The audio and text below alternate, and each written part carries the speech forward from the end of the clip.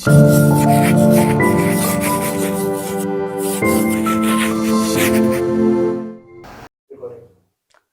Morning दोस्तों, राय publication के YouTube channel में आप सभी का स्वागत है। मैं देवराज पाल जादौन आप सभी को इकोनॉमी पढ़ाऊंगा और आज हम जो पहला टॉपिक पढ़ेंगे वो पढ़ेंगे अर्थव्यवस्था के क्षेत्र, सेक्टर्स ऑफ इकोनॉमी, जो राजस्थान कंपटीशन में रीट लेवल से लेके और आरएएस लेवल तक हर किसी कंपटीशन पे काम में आता है और इससे लगभग हर तरीके के क्वेश्चन आते हैं। हमारा जो तरीका रहेगा वो रहेगा, आपको क्वेश्चन दिए जाएंगे और क्वेश्चन से लेकर उसके एक्सप्लेनेशन से अपन डीप एक्सप्लेनेशन तक जाएंगे और साथ में करंट से रिलेट भी करेंगे। तो चलो पहला क्वेश्चन पढ़ते हैं इसी के दौरान। फर्स्ट क्वेश्चन है, निम्न कथनों पर विचार कीजिए। पहला कथन है, जिस क्षेत्र में किसी वस्तु का उत्पादन सीधा प्राकृतिक संसाधनों का उपयोग करके किया जाता है तो उसे हम प्राथमिक क्षेत्र कहते हैं। और कथन देते हैं, वे गतिविधियां जिनमें प्राकृतिक उत्पादों को विनिर्माण प्रणाली के द्वारा अन्य रूपों में परिवर्तित किया जाता है उसे द्वितीय क्षेत्र कहते हैं। अन्य रूपों में मतलब जैसे किसी फैक्ट्री या फिर किसी भी और तरीके का उपयोग करके अपन जो प्राकृतिक संसाधन के जो वस्तु होती है उसको नए रूप में अपन जब डाल देते हैं तो अपन को जो नया उत्पाद आता है उसको अपन नए रूप में परिवर्तित करते हैं, वो द्वितीय क्षेत्र में शामिल होता है। तो अब आप बताइए इनमें से कौन कौन से कथन सही है। अर्थव्यवस्था के मुख्य रूप से 3 क्षेत्र होते हैं। प्रथम क्षेत्र जो होता है वो होता है प्राथमिक क्षेत्र,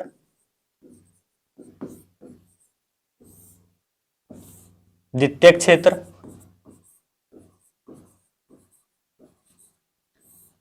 और तृतीय क्षेत्र।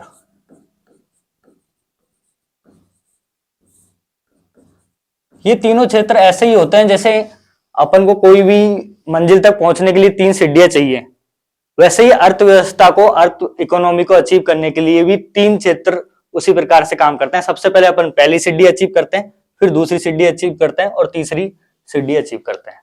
ये तीनों क्षेत्र इसी तरीके से काम करते हैं। अब अपन देखते हैं कैसे काम करेंगे। अर्थव्यवस्था से क्या मतलब है? अर्थव्यवस्था का मतलब होता है संसाधनों का उपयोग करना। और प्राथमिक क्षेत्र क्या होएगा? फिर सबसे पहले अपने पास जो संसाधन उपलब्ध है उनका उपयोग करना। सबसे पहले अपने पास कौन से संसाधन उपलब्ध रहेंगे? प्राकृतिक संसाधन। अपन ने नहीं बनाए, वो उपलब्धि है। तो प्राकृतिक संसाधनों का उपयोग करके जो चीज अपन बनाएंगे वो किसमें आएगी? प्राथमिक क्षेत्र में। प्राथमिक क्षेत्र के अलावा जैविक, बायोलॉजिकल प्रोडक्ट जो होते हैं उनसे अपन जब कोई चीज बनाएंगे, कोई प्रोडक्ट बनाएंगे तो वो किसमें आएंगे? प्राथमिक क्षेत्र में आएंगे। तो जब भी प्राकृतिक संसाधनों का उपयोग किया जाता है और जैविक संसाधनों का उपयोग करके जो उत्पाद बनाए जाते हैं उनको अपन प्राकृतिक क्षेत्र में शामिल करते हैं। तो मतलब ये कथन तो सही है। फिर द्वितीय क्षेत्र क्या होता है?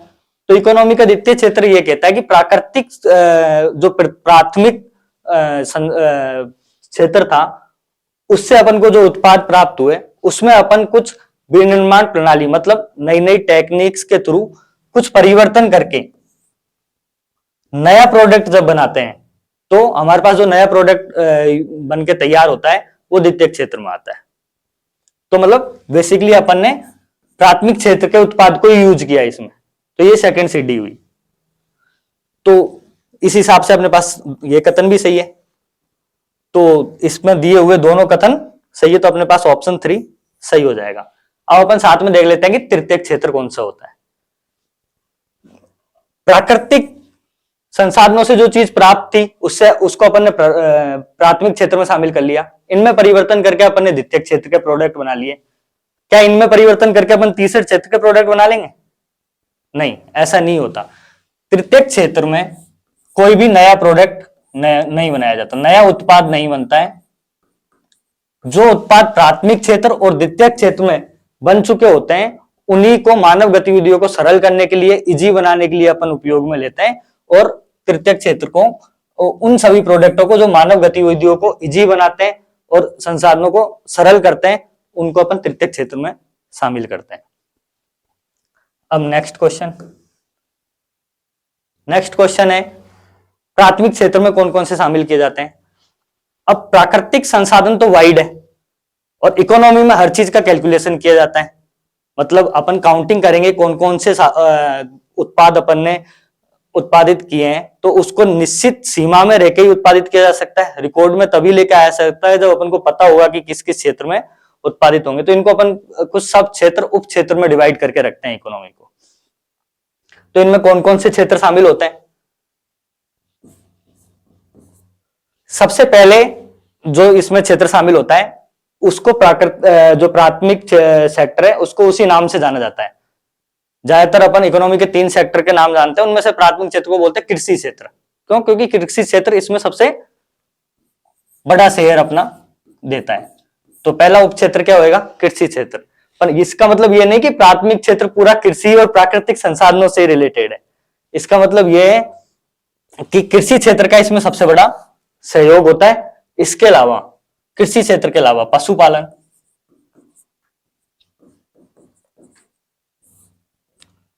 वानिकी, मतलब वानिकी भी प्राकृतिक संसाधन है। वन, जो फॉरेस्ट वगैरह पहले से ही लगे हुए हैं, प्रकृति ने हमें दिए हैं, इनकी अपन काउंटिंग करते हैं, इकोनॉमी में हमारे बहुत ही योगदान देते हैं। साथ में मत्स्य पालन। परंतु जो प्राथमिक क्षेत्र है उसमें कृषि का सबसे ज्यादा सहयोग रहता है, कंट्रीब्यूशन सबसे ज्यादा कृषि का रहता है, इसलिए अपन प्राथमिक क्षेत्र को कृषि क्षेत्र के रूप में जानते हैं। तो प्राथमिक क्षेत्र में कौन कौन से तत्व शामिल होंगे? यहाँ पे वानिकी होगा, कृषि होगा और पशुपालन होगा। तो अपना आंसर क्या होगा? उपयुक्त सभी। नेक्स्ट क्वेश्चन, भारत की किस क्षेत्र में कार्य करने वाले लोगों की संख्या अधिकतम है? अभी अपन ने इकोनॉमी के तीनों सेक्टर पढ़े, 3 क्षेत्र पढ़े, प्राथमिक, द्वितीयक और तृतीयक। अब भारत में जब भारत आजाद हुआ 1951, इकोनॉमिक तौर पे अपन 1951 से कैलकुलेशन करते हैं, 1947 में अपन आजाद हो गए थे। 1951 से लेके आज तक इकोनॉमी में क्या चेंज हुआ, ये तीनों क्षेत्रों के द्वारा अपन डिसाइड करते हैं। तो 1951 के हिसाब से देखें तो प्राथमिक क्षेत्र में अपनी लगभग 70 से 80% जनसंख्या काम करती थी, इसीलिए भारत को कृषि आधारित देश कहा जाता है। 70 से 80% जनसंख्या प्राथमिक क्षेत्र में काम करती थी। और उस टाइम ये अपनी जीडीपी, जो देश की राष्ट्रीय आय होती है, उसमें लगभग 55.4% शेयर था। मतलब इसीलिए भारत कृषि आधारित देश था, प्राथमिक क्षेत्र पर बहुत ज्यादा डिपेंडेंट थे। परंतु जैसे जैसे टाइम बढ़ता गया और अपन अब करंट के डाटा पे आते हैं डायरेक्टली, करंट के डाटा से देखें तो अभी वर्तमान में तृतीय क्षेत्र में लगभग 35% लोग काम करते हैं नए इकोनॉमिक सर्वे के अकॉर्डिंग, और इसका जीडीपी में शेयर 54.21 है अभी नए इकोनॉमिक सर्वे जो आया है इसके अकॉर्डिंग। तो सबसे अधिकतम लोग किस क्षेत्र में भारत में काम करेंगे? इसमें अधिकतम लोग कौन से शहर में काम कर रहे हैं? तो अधिकतम लोग तो अभी भी कृषि क्षेत्र में ही काम करते हैं, पर शेयर सबसे ज्यादा किसका है? शेयर अभी भी तृतीय क्षेत्र का सबसे ज्यादा है। तो भारत में सबसे ज्यादा कृषि प्राथमिक सेक्टर में सबसे ज्यादा लोग कार्यरत है।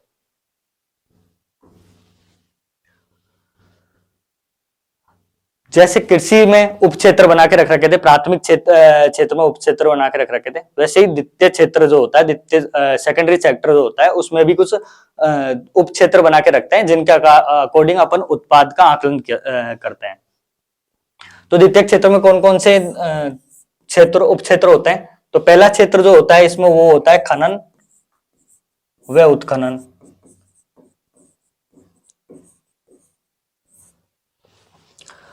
और जो दूसरा क्षेत्र होता है वो होता है निर्माण। तीसरा होएगा विनिर्माण।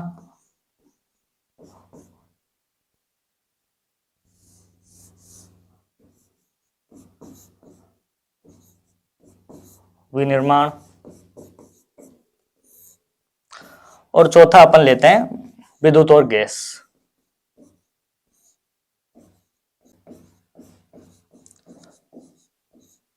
तो इन क्षेत्रों को अपन द्वितीय क्षेत्र में शामिल करते हैं। और बेसिकली जो आपके क्वेश्चन आएंगे वो ऐसे ही आएंगे कि निम्नलिखित में से कौन से द्वितीय क्षेत्र के क्रियाकलाप होते हैं और नहीं होते हैं, या कौन कौन से शामिल होते हैं। सबसे ज्यादा जो द्वितीय क्षेत्र में शेयर होता है वो विनिर्माण का होता है, मैन्युफैक्चरिंग का सबसे ज्यादा शेयर होता है। इसलिए अपन द्वितीय क्षेत्र को एक अन्य नाम से भी जानते हैं जिसका नाम है औद्योगिक क्षेत्र। अन्य नाम क्या है द्वितीयक क्षेत्र का? औद्योगिक क्षेत्र, क्योंकि इसका सबसे ज्यादा शेयर इसमें होता है। तो यहाँ पे निम्नलिखित ऑप्शन में से अपने पास कौन सा ऑप्शन नहीं रहेंगे? कौन सा एक द्वितीयक सेक्टर का क्रियाकलाप है? वस्त्र निर्माण, इस्पात निर्माण और टोकरी बुनना या उपयुक्त सभी? तो वस्त्र निर्माण भी निर्माण प्रक्रिया में आता है, इस्पात खनन और उत्खनन की प्रक्रिया में आ जाता है, टोकरी बुनना छोटे छोटे निर्माणों में अपन शामिल करते हैं टोकरी बुनने को। तो इसी प्रकार अपना ऑप्शन हो जाएगा उपरोक्त सभी। नेक्स्ट, तृतीयक क्षेत्र। भारत में तृतीयक क्षेत्र में सम्मिलित हैं, जैसे द्वितीयक क्षेत्र के अपन ने सब सेक्टर्स देखे थे, वैसे ही कृषि सेक्टर के भी सब सेक्टर्स होते हैं जिनमें अपन वही आकलन करते हैं जो सरल रहता है अंतिम उत्पाद के लिए। अच्छा, ये अपन अंतिम उत्पाद के लिए इनको सब सेक्टर्स में क्यों डिवाइड कर रखा है कि किसी वस्तु का आकलन का कैसे पता चलेगा? जैसे अपन ने पहले देखा था कि प्राइमरी सेक्टर की वस्तु सेकेंडरी में काम आ रही थी, सेकेंडरी की वस्तु टर्सरी में काम आ रही थी। तो ऐसे तो फिर पता नहीं चलेगा कि कौन सी वस्तु किसमें उत्पाद हुई, कौन से सेक्टर में हुई, तो आकलन करना बहुत मुश्किल हो जाएगा।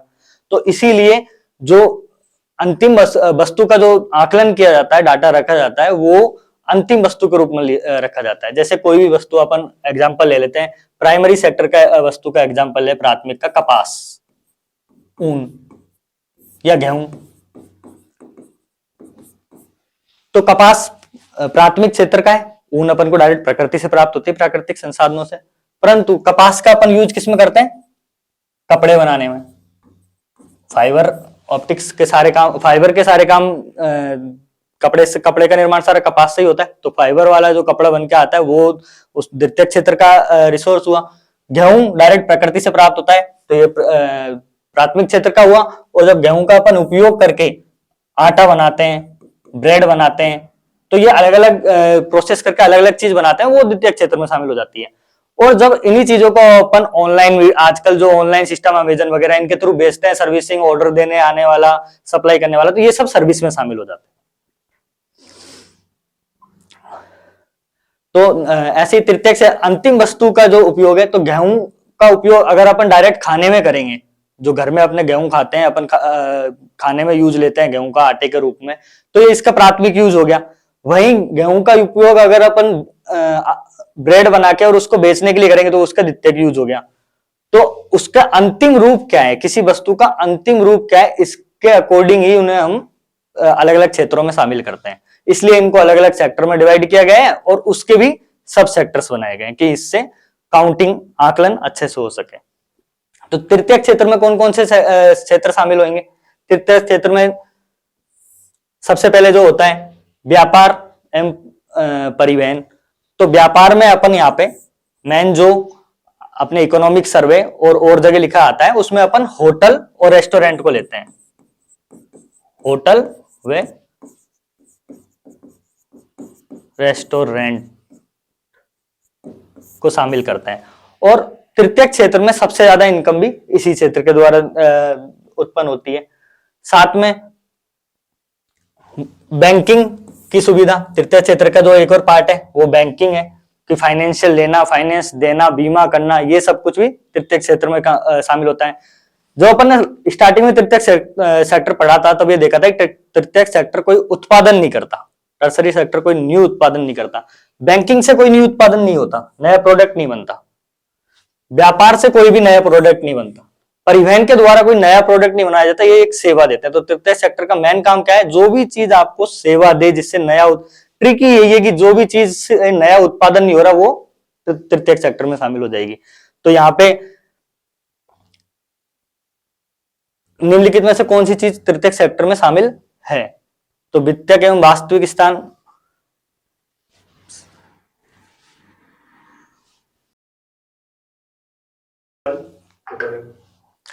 तो अपन ने देखा था वानिकी, वानिकी किसमें शामिल होता है? अभी अपन पढ़ के आ रहे हैं, वानिकी प्राथमिक सेक्टर में शामिल होता है, प्राइमरी सेक्टर में शामिल होता है। तो ये ऑप्शन तो यहाँ पे सीधा सीधा ही गलत हो गया। तो अपना ऑप्शन कौन सा करेक्ट रहेगा? एक सही है, दो सही है, तो एक और दो किसमें दिख रहे हैं यहाँ पे अपन को? ऑप्शन 2 में। तो अपना ऑप्शन कौन सा सही रहेगा? ऑप्शन 2। अब अपन देखते हैं यहाँ पे निम्न में से कौन सा कथन सही है। सत्य कथनों को यहाँ पे अपन को छांटना है। पहला कथन है प्राथमिक, द्वितीयक और तृतीयक क्षेत्र की गतिविधियां परस्पर निर्भर रहती है। अभी अपन ऊपर देख के आए कि एक दूसरे की स्टेप बाय स्टेप जैसे सीढ़ियां होती वैसे ही ऊपर चढ़ते हैं, तो ये कथन तो अपना यहाँ पे सही हो गया। भारत में बड़ी संख्या में श्रमिक असंगठित क्षेत्र में काम कर रहे हैं। इसको कथन को अभी एक्सप्लेन करेंगे। एक बार तीसरा कथन देखते हैं। संगठित क्षेत्र के अधिकांश श्रमिकों को रोजगार सुरक्षा प्राप्त होती है। रोजगार सुरक्षा प्राप्त होती है। अब यहाँ पे दो नई चीज निकल के आई है कि संगठित क्षेत्र क्या होता है और असंगठित क्षेत्र क्या होता है। पहले अपन देख लेते हैं यहाँ पे कि संगठित और असंगठित क्षेत्र क्या होता है। तो पहले अपन देखते हैं संगठित क्षेत्र। संगठित क्षेत्र ऑर्गेनाइज सेक्टर का मतलब वही होएगा कि जब कोई व्यक्ति कहीं काम कर रहा है तो वो वहां पे रजिस्टर्ड होना चाहिए, पंजीकृत होना चाहिए, मतलब पता होना चाहिए कि कौन इंसान कहाँ पे काम करने जा रहा है, ये गवर्नमेंट के पास रिकॉर्ड होना चाहिए। तो सबसे पहले संगठित क्षेत्र की विशेषता क्या होगी कि वहां काम करने वाला व्यक्ति या इंसान, रोजगार प्राप्त करने वाला इंसान पंजीकृत होएगा। दूसरे संगठित क्षेत्र का पता कैसे लगाएंगे अपन? जो लोग संगठित क्षेत्र में काम करते हैं वो लोग पंजीकृत होने के साथ साथ उनको एक निश्चित वेतन मिलता है, फिक्स वेतन होता है उनको जो मिलता है, फिक्स वेतन पे कार्य करते हैं ये, और निश्चित अवधि के लिए काम करते हैं, उनका फिक्स टेन्योर होता है। जो ऑर्गेनाइज सेक्टर में रोजगार प्राप्त करते हैं उनको पता रहता है कि मेरा 4 साल का टेन्योर है, 5 साल का है, या फिर अपने यहाँ पे जो राजस्थान गवर्नमेंट की तैयारी कर रहे हैं उनको पता है कि मेरा लाइफ टाइम इंश्योरेंस है।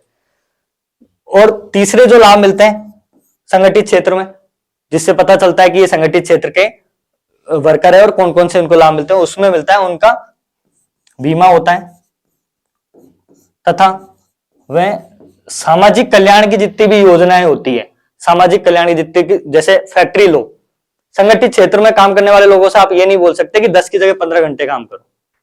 उनसे आप यही, जितना फैक्ट्री लॉ में लिखा हुआ है कि एक वर्कर से आप 8 घंटे काम करा सकते हो, तो वो संगठित क्षेत्र में काम करने वाले लोग 8 घंटे ही काम करेंगे। तो यहाँ पे जो निश्चित जो सामाजिक कल्याण के नियम बनाए हुए हैं, जैसे मिनिमम वेज रेट, किसी को 10 घंटे काम करा के 100 रुपए देना, तो वो आप नहीं कर सकते, ये संगठित क्षेत्र का रूल नहीं होता। तो इसमें क्या होता है कि नियम जो होते हैं, नियम कायदों पे चलता है, विनियम पे, और निश्चित बीमा होता है, सामाजिक कल्याण के बेनिफिट्स आपको मिलते हैं। तो ये सब संगठित क्षेत्र में होता है। तो असंगठित क्षेत्र में क्यों लोग कार्य करते हैं? जैसे संगठित क्षेत्र का एग्जांपल अपन ने देख लिया, गवर्नमेंट जॉब सारी हो गई, या फिर प्राइवेट जॉब में भी वो सारे ऑर्गेनाइजेशंस जो निश्चित अवधि के लिए लेते हैं, जैसे बड़ी बड़ी रिलायंस वगैरह हो गई, टिस्को वगैरह हो गई, इन सब का एग्जांपल अपन देखते हैं। अब आते हैं असंगठित क्षेत्र पे। असंगठित क्षेत्र क्यों काम कर रहा है? अगर ऑर्गेनाइज क्षेत्र की अपन सारी सुविधा ऑर्गेनाइज क्षेत्र ही दे, तो अपन असंगठित क्षेत्र पर क्यों जाते हैं? संगठित क्षेत्र की एक जो प्रॉब्लम है वो है कि संगठित क्षेत्र का जो अपन विस्तार है वो सीमित है।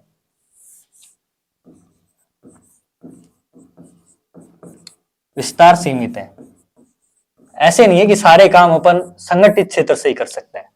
कि जैसे अभी कोई गवर्नमेंट को 3 साल का प्रोजेक्ट करना है, इरिगेशन प्रोजेक्ट चलाना है, उसके लिए पहले गवर्नमेंट वही परमानेंट एम्प्लॉय की भर्ती करे, क्योंकि काम ही 3 साल के लिए करना है तो वो क्यों लेगी?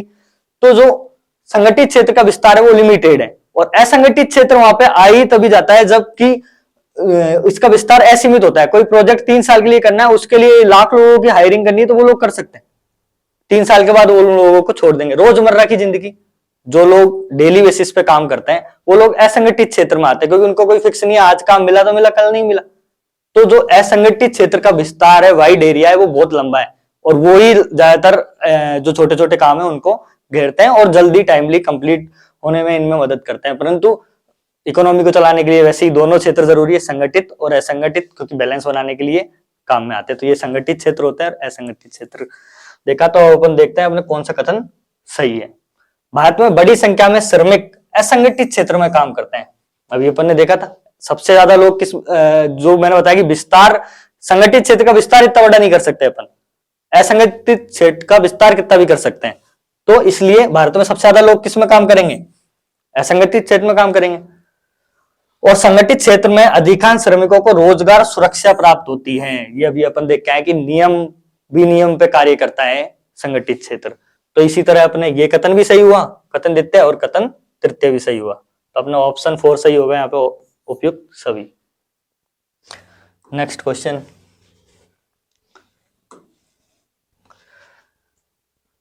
जैसे जैसे अर्थव्यवस्था का विकास होता है वैसे वैसे जीडीपी में तृतीय क्षेत्र का अंश घटता है, ऑप्शन ए। ऑप्शन बी घटता है फिर बढ़ता है, ऑप्शन सी बढ़ता है, ऑप्शन फोर स्थिर रहता है। ये थोड़ा इकोनॉमिकली कॉन्सेप्ट है, अब मैं आपको इसमें बता देता हूं। जैसा मैंने स्टार्टिंग में ही अपन ने बात की थी, कोई भी इकोनॉमी वो सीढ़ी बाई सीढ़ी ग्रोथ करती है। सबसे पहले वो कृषि क्षेत्र जो प्राइमरी सेक्टर होता है किसी इकोनॉमी का, वो सेक्टर डेवलप होएगा। उसके बाद वह द्वितीय क्षेत्र जो औद्योगिक होता है, औद्योगिक क्षेत्र डेवलप होएगा। मतलब जब अपन कृषि क्षेत्र का मतलब क्या है, सेल्फ सफिशिएंट, अपन इतना उत्पादन करने लग जाएंगे कि अपनी पूर्ति हो जाए, साथ में अपना कुछ माल बढ़ जाए, उसका अपन कुछ नया प्रोडक्ट बना ले। ये सब कुछ अपन जब करने लग जाएंगे, प्रोडक्ट होगा तभी तो अपन उसको बेचने जाएंगे। तो तीसरा सर्विस सेक्टर तभी आएगा। तो इकोनॉमी के जो तीसरा सेक्टर वो डेवलप तभी होता है जब स्टेप बाय स्टेप एक एक सेक्टर डेवलप होते रहते हैं। और सेवा क्षेत्र तीसरे क्षेत्र का जो डेवलपमेंट है वो लास्ट में होता है। अब जो प्रदेश की पहले इकोनॉमी होती है, ज्यादातर वर्कर होता है, वो सब कृषि क्षेत्र में लेकर होता है। जैसे अपन ने इंडिया की इकोनॉमी में देखा, सबसे पहले लोग किसमें जुड़े हुए थे, कृषि क्षेत्र से जुड़े हुए थे 1951 के आसपास। पर अब धीरे धीरे वो कम होता गया। परंतु जब भी किसी देश तीसरे क्षेत्र तक पहुंच चुका है, तृतीय सेक्टर तक पहुंच चुका है, तृतीय क्षेत्र में ग्रोथ होने लग जाती है। तो अपन ने इंडिया के टर्म में देखते हैं, अपन ने वहां एग्जांपल लिया था कि जब 1955 में एग्रीकल्चर का शेयर 55.4% था, 1955 में ये था। अभी वर्तमान की जो इकोनॉमिक सर्वे है उसमें एग्रीकल्चर का शेयर 18% हो गया है मात्र। और वहीं अपन ने देखा कि सेवा क्षेत्र का शेयर जीडीपी में कितना हो गया है, 54%, मतलब इससे कई गुना ज्यादा है। औद्योगिक क्षेत्र 28% पे ही रेगुलर है। इसका भी एक इकोनॉमी में रीजन है। इंडिया की ज्यादातर इकोनॉमी जो फिशर ने बताई थी, वो बताई थी, फिशर ने अर्थव्यवस्था की ग्रोथ के बारे में बताया था। उन्होंने बताया था कि इकोनॉमी ऐसी ग्रोथ करती है, पहले कृषि क्षेत्र में, फिर औद्योगिक क्षेत्र में, फिर सेवा क्षेत्र में। इंडिया की इकोनॉमी के साथ थोड़ा उल्टा हुआ, उसके बहुत सारे रीजन है। इंडिया की इकोनॉमी कृषि क्षेत्र से जंप लगा के डायरेक्ट सेवा क्षेत्र में आई, औद्योगिक क्षेत्र में बहुत ज्यादा विकास नहीं हुआ। इसका मेन रीजन अगर कोई कहीं ऑप्शन में आ जाए तो उसमें आप न्यू इकोनॉमिक पॉलिसी 1991 को टिक लगा सकते हो। तो कुल मिला के बात है कि जब सेवा क्षेत्र का विकास बहुत ज्यादा होने लग जाए तो इकोनॉमी रेगुलर ग्रोथ करती रहती है। तो अपने यहाँ पे ऑप्शन, जैसे जैसे अर्थव्यवस्था का विकास होता है वैसे वैसे जीडीपी का तृतीय सेक्टर क्या होता जाएगा, ग्रोथ करता जाएगा, बढ़ता जाएगा। Option 3 is right. Next question है, भारत में सेवा क्षेत्र में सम्मिलित हैं, अभी अपन पढ़ के आए सेवा क्षेत्र में कौन कौन से क्षेत्र सम्मिलित होते हैं। तो पहला संचार और परिवहन, होटल, जो मैंने आपको सबसे पहले बताया था कि होटल का सबसे ज्यादा शेयर होता है, वो इसमें सम्मिलित है। खनन और उत्खनन अपन ने कौन से सेक्टर में पढ़ा था, याद आ रहा हो तो, खनन और उत्खनन अपन ने द्वितीय सेक्टर में पढ़ा था। तो ये ऑप्शन तो यहाँ पे नहीं हो सकता। वानिकी एवं मत्स्य की अपन ने कौन से सेक्टर में पढ़ा था, वानिकी वन से रिलेटेड जो जो चीज प्राकृतिक से प्राप्त है वो चीज प्राथमिक क्षेत्र में शामिल होगी। उपयुक्त में से कोई नहीं। तो खनन और उत्खनन द्वितीय सेक्टर का है, वानिकी एवं मत्स्य प्राथमिक सेक्टर का है। तो अपना ऑप्शन राइट हो जाएगा, परिवहन, व्यापार और संचार, होटल। नेक्स्ट क्वेश्चन, नीचे दिए गए कथनों को ध्यानपूर्वक पढ़िए। भारत में लोगों को सबसे अधिक रोजगार प्राथमिक क्षेत्र के अंतर्गत प्राप्त होता है। अभी अपन ने जो नए इकोनॉमिक सर्वे का डाटा देखा उसमें देखा कि अभी भी भारत में 42%, अप्रोक्स 42% जो रोजगार है वो प्राथमिक क्षेत्र ही देता है। द्वितीय क्षेत्र देता है 28% और तृतीय क्षेत्र देता है लगभग 35% के आसपास। ये जो आंकड़े होते हैं ये हर साल चेंज होते रहते हैं और इनका सही आकलन वैसे होता नहीं, पर जो इनके थ्योरेटिकल क्वेश्चन इनके बेसिस पे आएंगे वो यही आएंगे थ्योरेटिकल क्वेश्चन की। सबसे ज्यादा जो रोजगार है वो आज भी कृषि पे ही निर्भर करता है। भारत एक आज भी कृषि प्रधान देश है। तो ये कथन सही होगा, भारत में लोगों को सबसे अधिक रोजगार प्राथमिक क्षेत्र के अंतर्गत मिलता है। भारत की जीडीपी में सबसे अधिक योगदान तृतीय क्षेत्र में उत्पादित वस्तुओं के द्वारा प्राप्त होता है। अभी अभी अपन ने पढ़ा तृतीय क्षेत्र का जीडीपी में शेयर कितने परसेंट हो चुका है, 54% हो चुका है। तो ये कथन भी सही होगा। तो अपने यहाँ पे दोनों कथन सही होंगे। Option 3 is right. Thank you.